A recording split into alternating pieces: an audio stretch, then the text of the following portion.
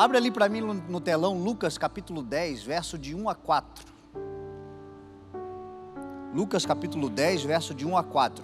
São 20 e poucos versos ali, 24, 25 versos de um texto muito rico.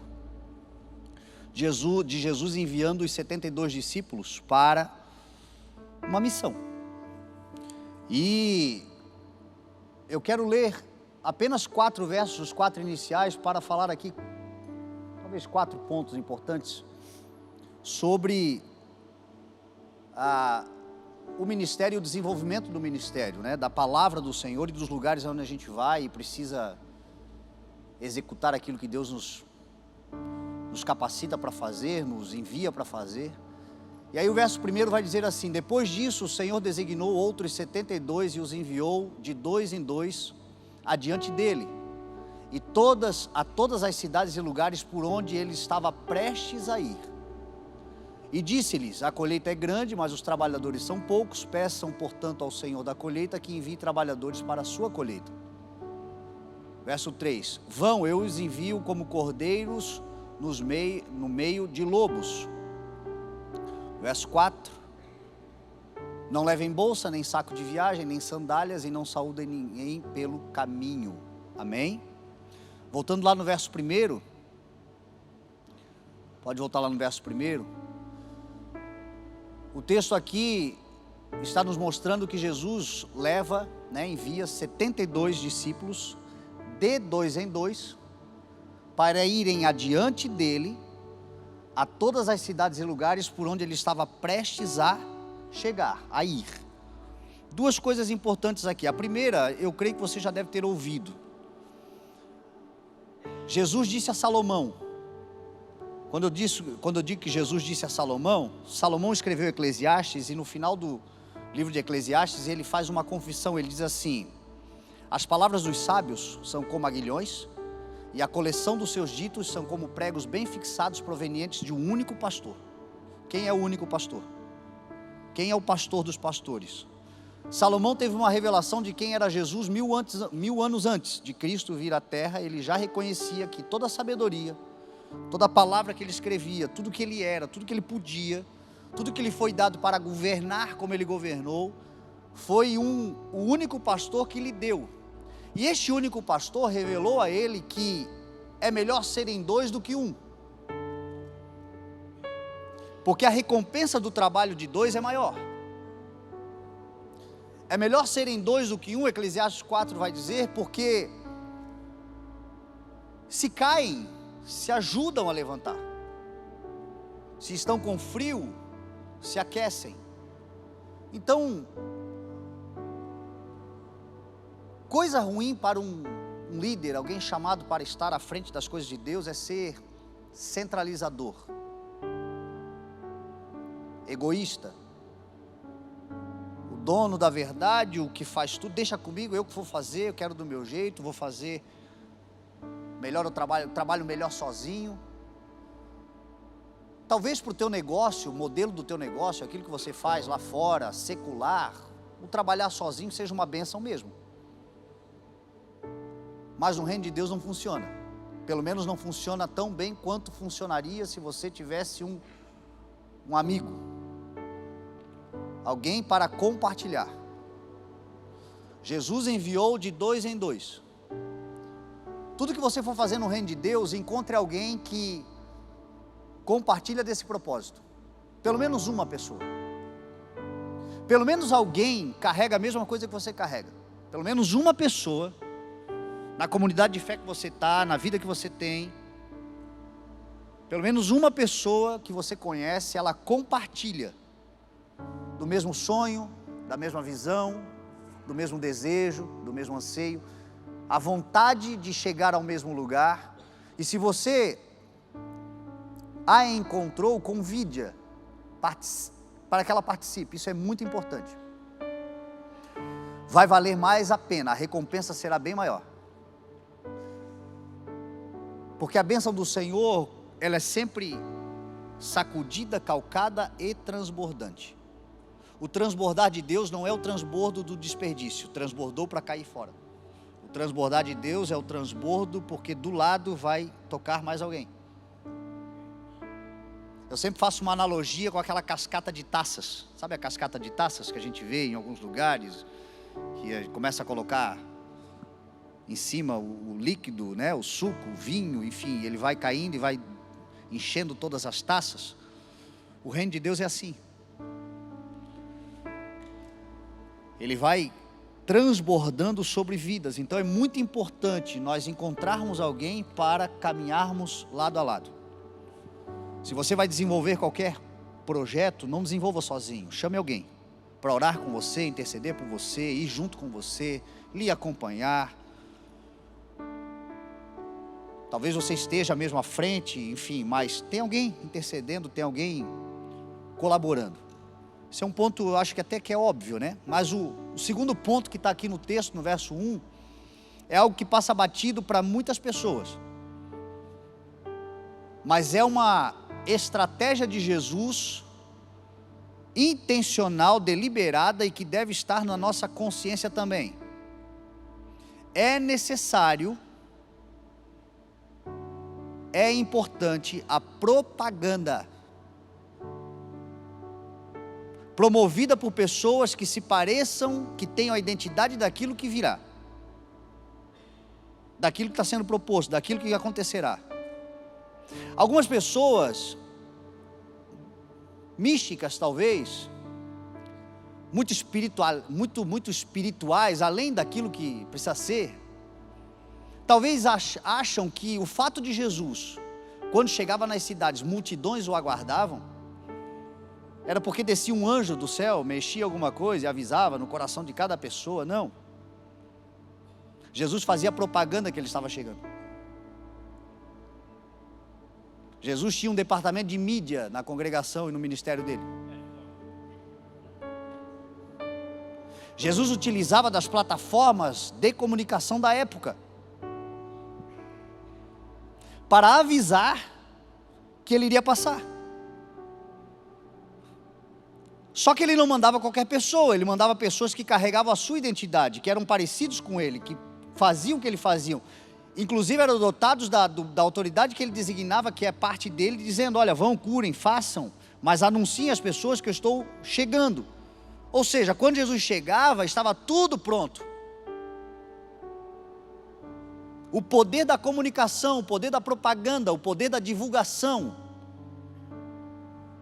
Até o mundo sabe disso. Que a propaganda é a alma do negócio. E o crente muitas vezes não dá certo em nada, não avança, quando chega não tem ninguém. As coisas não acontecem, mas não sabe convidar. Não sabe propagar, não sabe divulgar, não sabe comunicar. O que nós queremos fazer, o que nós vamos fazer, o que nós pretendemos fazer. Tem gente que trata com menosprezo o departamento de mídia da igreja, por exemplo. Acha que é uma coisa... Todo culto nós temos visitantes na igreja, todo culto. Por que você acha que todo culto, desde que a igreja começou, nós temos visitantes pela primeira vez na igreja? Tem, sim, o trabalho daquele que congrega, que convida alguém, que chamou alguém, óbvio, está evangelizando, as pessoas são, mas estão fazendo propaganda também.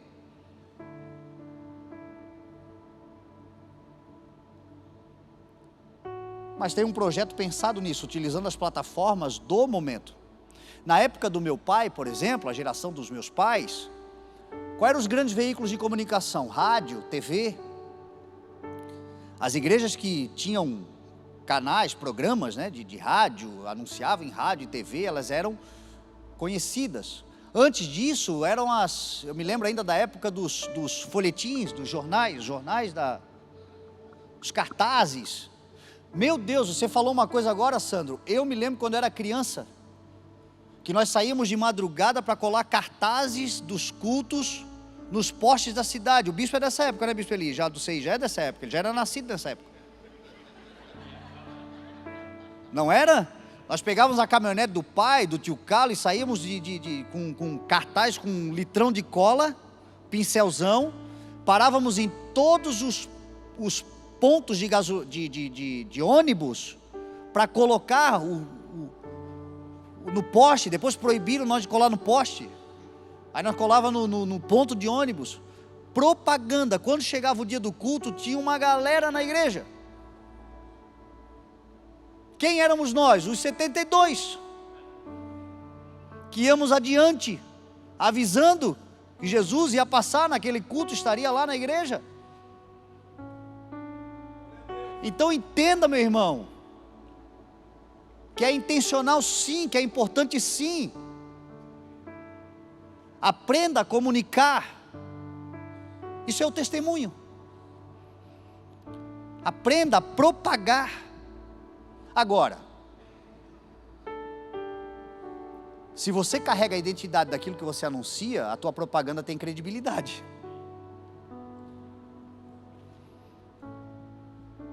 Porque a propaganda é igual um influencer que vai fazer uma propaganda de um produto que ele não usa. É hipocrisia. Fica na cara que é só por dinheiro, que é só por um interesse sórdido. A maior propaganda é aquela que você faz de uma coisa que você de fato usa. A prova, porque é da tua vida, é do teu dia a dia. Você tem autoridade para falar. Então no reino de Deus, propague, fale, mas fale daquilo que você é parecido com Jesus. Essa propaganda, meu irmão, vai tornar o reino de Deus poderoso, grandioso. Quando Jesus chegar, vai ter uma multidão sentada esperando para ouvi-lo. Quando Jesus se apresentar, a multidão chegou. E a multidão chegou porque discípulos dele foram à frente anunciando. Então use as ferramentas. A nossa geração é a rede social. A rede social é a principal ferramenta hoje de divulgação, de propagação do reino. Graças a Deus por essa comunicação. Se tornou até mais fácil, porque nos tempos dos nossos pais era muito mais caro, muito mais difícil. Não era qualquer igreja que tinha condições de bancar um programa de rádio, de televisão, era caríssimo. Hoje, com a mídia gratuita, há uma proliferação, inclusive, de ministérios, porque é muita gente falando, propagando, e as pessoas estão vendo, e algum vai tocar, pô, que legal esse negócio, eu vou lá. Quando ela chega, se a propaganda foi verdadeira, ela chegou num lugar que Jesus foi prometido que passaria e passou. E aí ele faz o resto. O verso de número 2, se abrir lá, vai dizer assim: a colheita é grande, mas os trabalhadores são poucos. Peçam, portanto, ao Senhor da colheita que envie trabalhadores para a colheita. Você sabe qual é o maior erro do líder, do pastor? É orar a Deus pedindo o povo. O Senhor manda o povo. O Senhor não ensinou a orar mandando o povo, pedindo para que mande o povo. O Senhor orou, ensinou a orar, pedindo para que Ele mande trabalhadores para servir o povo.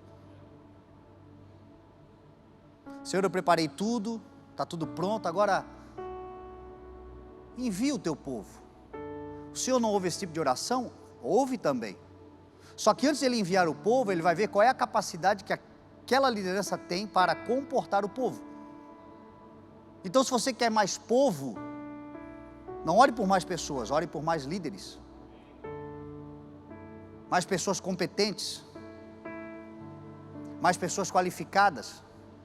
Se você quer expandir qualquer coisa que você faz, num produto que você oferece, num bem de consumo, se você tem uma microempresa, um negócio que seja, e você quer alcançar mais clientes, o que você precisa, na verdade, é desenvolver mais colaboradores capazes de atender a demanda, porque a demanda é grande, a necessidade está aí. Para que orar pelo povo? Se Jesus está dizendo que o povo tem de sobra, a colheita é grande. O povo é igual peixe, está pronto para ser pescado, a necessidade é enorme, os campos estão brancos. Por que a gente não avança além do que a gente precisa avançar? Porque a nossa capacidade de cuidar está limitada. Por que nós começamos o culto de segunda-feira? Uma palavra do Senhor: forme novos ministros. Para quê? Para dar conta de atenderem aqueles a quem o Senhor quer mandar. E o Senhor mandará na medida que nós estivermos preparados para atendê-los. E conforme um vai sendo acrescentado e mais um, o Senhor vai enviando mais pessoas. Eu não oro mais para que o Senhor encha a igreja no domingo. Eu oro para que o Senhor prepare aqueles que vão servir a igreja no domingo. Para que aqueles que vão servir a igreja estejam prontos, estejam aptos, que se desenvolvam. E o crescimento, ele é natural, ele é orgânico. O crescimento é Deus acrescentando a medida da capacidade que nós temos. Então, não ora para Deus trazer muita gente para o teu ministério, não. Teu departamento que você está cuidando, não avança. Não avança porque ou você está sozinho, precisa de mais pessoas para poder comportar o que Deus quer fazer, o que Deus pode fazer. Ou porque você mesmo chegou numa limitação e você precisa se expandir um pouco mais. Porque Deus vai dar na medida da proporção e da capacidade que você tem. Não é isso que Ele falou? Cada um receberá na medida da capacidade que tem. Não foi isso nos talentos que Ele falou? A um deu 1, outro deu 5, outro deu 10, de acordo com a capacidade que tinha. Então não ora para o teu ministério crescer, não. Ora para que você cresça. E ore para que pessoas engrandecidas das coisas de Deus estejam do teu lado. E aí sim, haverá número, fomentação. Porque a colheita é muito grande. Tem pés carregados. O mar, os peixes estão pulando dentro do barco. Mas o que falta é preparação, é desenvolvimento. Eu vou contar para você um desejo pessoal. Eu sonho, eu espero que Deus me conceda essa graça, é um pedido que eu faço ao Senhor, que o Senhor nos dê 10% dessa cidade. 10% de Itajaí. Itajaí hoje conta com 260 mil habitantes. 10% de 260 mil, nós estamos falando de 26. Você já imaginou um ministério com 26 mil membros? Seria algo grandiosíssimo. E a gente está falando de apenas 10% da cidade. Por que 10%? Eu não quero tudo para nós. Tem muita gente boa aí, tem muita igreja bacana aí, tem muita gente para alcançar, tem muito ministério para crescer. 10% é justo, é bom, é maravilhoso. E para a realidade é gigante. Hoje, nós devemos ter 1,5% da cidade, membros ativos na igreja. Entre 1 e 1,5% de cidadãos de Itajaí congregam hoje no CEI. Se hoje nós alcançamos 1,5%, o que falta para nós chegarmos a 10%? Gente? Falta o povo ou falta líderes? Nós precisamos de aproximadamente 50 grandes homens e mulheres de Deus, pensando o reino, falando de pessoas altamente capacitadas, porque eu estou fazendo uma conta aqui de que cada líder altamente capacitado, gente de Deus mesmo, com um coração, como o Jair acabou de falar, o que faz fazendo com muito amor. Mas aqueles altamente capacitados talvez consigam cuidar aí de 500 pessoas. 500 pessoas é muita gente. Eu me lembro que o CI, os primeiros 3 anos da igreja, eu fiquei em 2 funções. A função secular, eu trabalhava ainda como gestor da rádio e pastoreava a igreja. E eu fiquei nesse lugar por 3 anos. Com 3 anos de ministério, os ministérios estavam com mais ou menos 500 membros. 450, 500 membros. E naquela época eu comecei a ver a dificuldade. A demanda do ministério já não dava mais para eu ficar conciliando as duas coisas, porque as pessoas precisavam de ajuda. Não é o pregar só no domingo, é o aconselhamento, é a conversa que você tem que ter, os atendimentos que você faz, são os ministérios que você tem que se dedicar, são as reuniões de criação, de formação, enfim. O ministério é muito complexo. E o meu trabalho secular já estava me atrapalhando na questão ministerial. Ali eu percebi, opa, cheguei num limite para cuidar de tudo sozinho. Está na hora de começar a pensar em integrais. E aí a gente começou a trabalhar a integralidade. Foi ali que começaram a nascer os integrais. O pastor Alex foi o primeiro, acho, né, Alex? Depois veio o Pedro, o pastor Nando, enfim, o Jô depois, a Alana, que na época trabalhava também na rádio comigo e acabou fazendo secretariado também na igreja. Ou seja, a gente começou a gradualmente indo colocando os integrais. Mas por que os integrais? Por causa da demanda. Gente começa a chegar, a gente precisa ser cuidada, a gente precisa de mais gente capacitada para cuidar. Hoje, nessa atual realidade da igreja, nós temos aqui na igreja quantos integrais?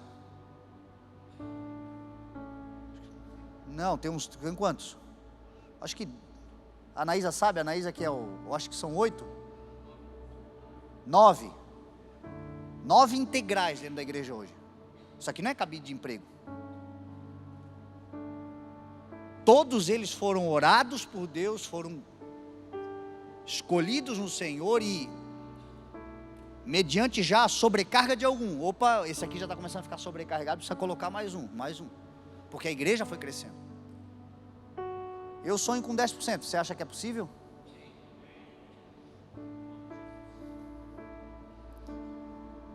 Se nós tivermos aqui 50, 60 integrais, parece que é muita gente, mas vai ter muito trabalho para cada um. Mas é muito trabalho. Mas é possível. Mas o que eu quero dizer? O povo, meu irmão, tem de sobra. A sede do evangelho tem de sobra. Gente precisando de ajuda, você esbarra nelas, você atropela elas. Por que elas não estão? Incapacidade dos que já chegaram. Então se desenvolva. Se desenvolva, e o teu ministério, ele não vai definhar. Número 3, está chegando o pirão com linguiça, aleluia. Versículo de número 3, a gente está? Vão, eu os envio como cordeiros no meio de lobos. Duas coisinhas aqui. Primeiro, tenha consciência dos riscos.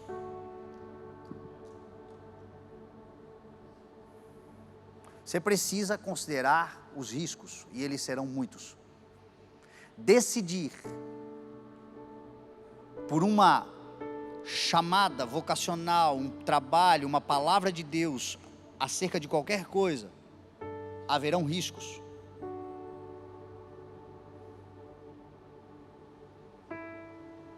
Eu me lembro das pessoas que quando eu decidi caminhar naquilo que Deus me chamou para fazer, de forma literal, tentaram me destruir. Ainda hoje,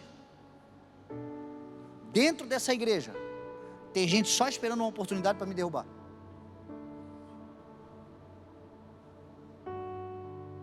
Se eu tropeçar, não haverá misericórdia, vai pisar no pescoço. Está mandando recado para alguém? Não, meu irmão, é obviedade. As coisas de Deus são arriscadas.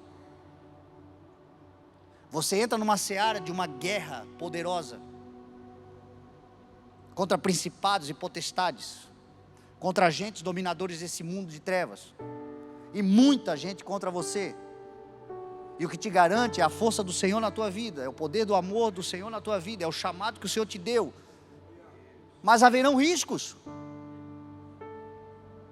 Eu falei aqui no domingo passado sobre Apocalipse, a abertura dos selos. O quinto selo, quando se abre, as vozes e as almas daqueles que morreram por causa da palavra de Deus, o testemunho que deram, clamam debaixo do altar do Senhor, dizendo: até quando o Senhor esperará por fazer justiça e honrar e vingar o nosso nome? Porque nós demos testemunho, nós morremos fazendo o que o Senhor mandou fazer, e não fomos poupados, porque há risco.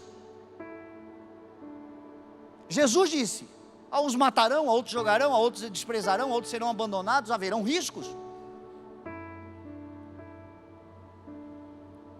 Conheça os riscos. E se apesar deles você não for um covarde, bem-vindo. O reino de Deus é para você e a vocação ministerial é para você. Caso contrário, não há garantia de que dificuldades não virão, problemas financeiros, enfermidades, doenças. Tem gente que adoece. Meu pai morreu em cima do altar pregando o evangelho, deu um AVC fatal, pum, morreu. O que era? Pecado só para o religioso. Foi uma vida dedicada. 25 anos ininterruptos pregando o evangelho, não cuidando da saúde, não cuidando dele, focado. Quem conheceu meu pai sabia como é que ele era. Com 53 anos ele faleceu, ele parecia um senhor de 70, porque ele foi alguém que realmente se desgastou, morreu em cima do altar. Poderia estar vivo hoje se tivesse feito outra coisa, poderia estar com a gente, poderia ser, graças a Deus eu teria a alegria de ter o meu pai presente, mas ele escolheu algo para viver e morreu por isso, e ele sabia os riscos que ele corria, e mesmo assim ele disse: eis-me aqui, eu estou aí. Aquelas almas que clamam diante do altar, o Senhor um dia as vingará, mas o Senhor disse assim: calma, tome vestes brancas, porque ainda não se completou o número daqueles que deverão morrer como vocês. Morrer como? Dando testemunho. Por causa do testemunho que dão e da palavra que pregam.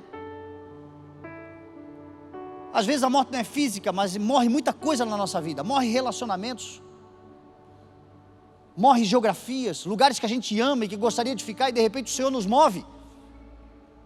Não, aqui não faz mais sentido. Por causa do meu reino, o sacrifício vai para outra cidade. Eu não vou porque eu fui chamado para ficar, não vou. Então nem começa. Muitos serão os riscos.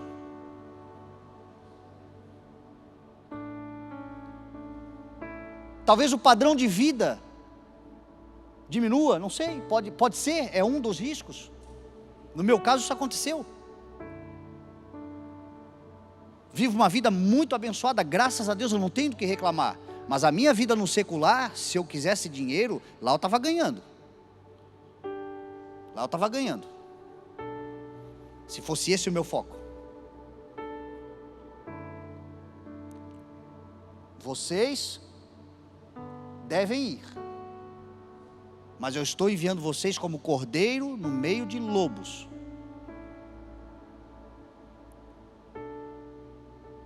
Avalie os riscos. É melhor dizer não para o Senhor? Não, Senhor, obrigado. Porque o Senhor sempre te dá essa escolha. Não, obrigado. Para mim foi assim: se você ficar calado nessa hora, Socorro Livramento virá de outra parte. Quer, não quer, diz. Foi claro. Eu poderia ter dito não e continuado a viver a vida que eu... E está tudo certo. Se Jesus voltar, eu vou para o céu. Porque o que me salva não são as minhas obras, é a fé que eu tenho nele, é a graça que me salvou. Acabou. Se trata de salvação. Agora, propósito de vida, chamado para algo, ou é sim ou não, que passa disso é procedência maligna. E se é sim, presta bem atenção, porque a partir do momento que você diz sim, começa a se largar o arado, não é digno. Porque Deus não é Deus de covardes.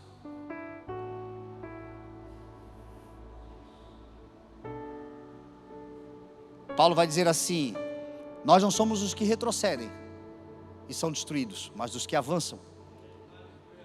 Está cheio de gente, ministério, Deus, ai. Aí quando pega, dá uma unha encravada, eu não quero mais não, pega aí, é outro que leva, que já dá triste, estou tristinho. Atrasa a obra, sobrecarrega quem está do lado, frouxo, gente frouxa. Não avaliou direito os riscos. Avalie, não vá na emoção. Davi, quando enfrentou Golias, Davi não foi na emoção. Davi perguntou assim: o que disseram mesmo que vai ganhar quem enfrentar esse camarada aí? Aí ele avaliou: isenção fiscal em Israel, casar com a filha do rei, várias promessas. Olhou para o gigante, é um risco grande, a chance de eu morrer é grande, mas se der certo. E ele foi. Não foi na emoção, ele foi na certeza de que ele era chamado para aquilo ali. Você tem certeza do que você foi chamado? Isso já é um ponto muito importante. Ele foi na promessa da recompensa, que a grande recompensa é eterna, essa ninguém te tira. Mas o Senhor não disse: olha, você vai fazer assim, assim, assado, você vai viver tantos anos e você vai terminar desse jeito. Ninguém sabe aqui como vai terminar. Humanamente falando, quem sabe o dia da sua hora? Quem sabe? Está tudo bem agora e amanhã uma enfermidade lhe aplaca. Aí quando uma enfermidade lhe aplacar, tu vai dizer: Senhor, cadê tu? Estou te servindo. Dediquei a minha vida ao Senhor e de repente eu estou com a unha encravada. Como assim? Não aceito. Tem riscos, meu irmão. O risco de existir. Quem está vivo, corre risco. E aquele que está servindo ao Senhor não está poupado do tempo e do acaso da vida humana. Todos nós podemos sofrer as mesmas coisas que o ímpio sofre. O sol nasce para todos. As coisas acontecem sobre todos. E estar no Senhor não é ser 007. Ninguém aqui tem licença especial para nada. Que tenha uma vida pulsando e uma hombridade, uma honra, de que se estou vivo, vou dedicar os melhores dias da minha vida ao Senhor, enquanto eles durarem. E se acabarem, eu estarei diante do Senhor, porque a morte para mim não é fim, é recompensa, é lucro.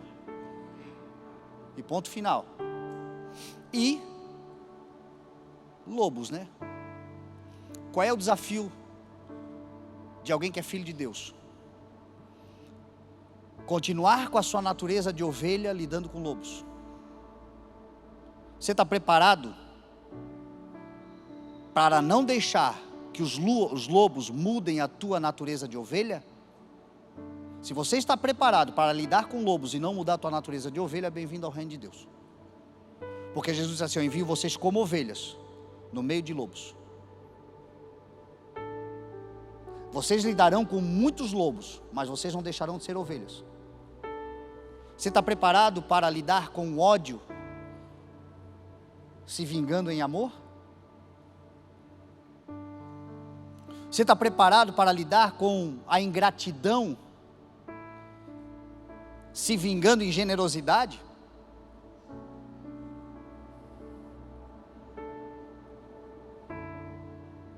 Você está preparado para lidar com um mundo ímpio, contaminado, sujo, perverso? Confrontando tudo isso com piedade, com graça, com mansidão, porque essa é a natureza da ovelha, mesmo em meio a lobos. Muitos serão os lobos que nós vamos encontrar, mas eles não podem mudar a natureza de quem nós somos. Nós somos ovelhas, porque nós temos um pastor, e esse pastor é Jesus. O problema de muita gente é que depois de um tempo, o pastor lida com sujeira. A sujeira do mundo. O pastor lida com o líder espiritual. Quando eu digo pastor, eu tomo cuidado com as nomenclaturas para não trazer exclusivismo. Eu não estou falando propriamente de um pastor da igreja. Eu estou falando dos filhos de Deus. Nós todos somos pastores na sociedade. Se você cuida de alguém, se você tem no coração o desejo de ver alguém ser transformado, se você é um instrumento de Deus na vida de alguém, de auxílio, de socorro, você é um pastor. Você está pastoreando, você está conduzindo alguém. Você vai mexer na sujeira, com o desafio de não se contaminar. Você vai lidar com muita coisa errada, você vai ver muita coisa que vai te decepcionar, o mundo vai se tornar inóspito. Alguém muito cheio de Deus mesmo, a oração dele é Maranata: Senhor, reseta o joguinho que não dá mais, esse mundo é insuportável. Não suporto mais. Mas nesse lugar insuportável, manter-se íntegro, como uma ovelha no meio de lobos. Esse é o desafio. Se você está disposto a isso, você vai correr todos os versos, você vai ver lá no final os discípulos voltando felizes da vida. Senhor, em teu nome, aconteceu muita coisa.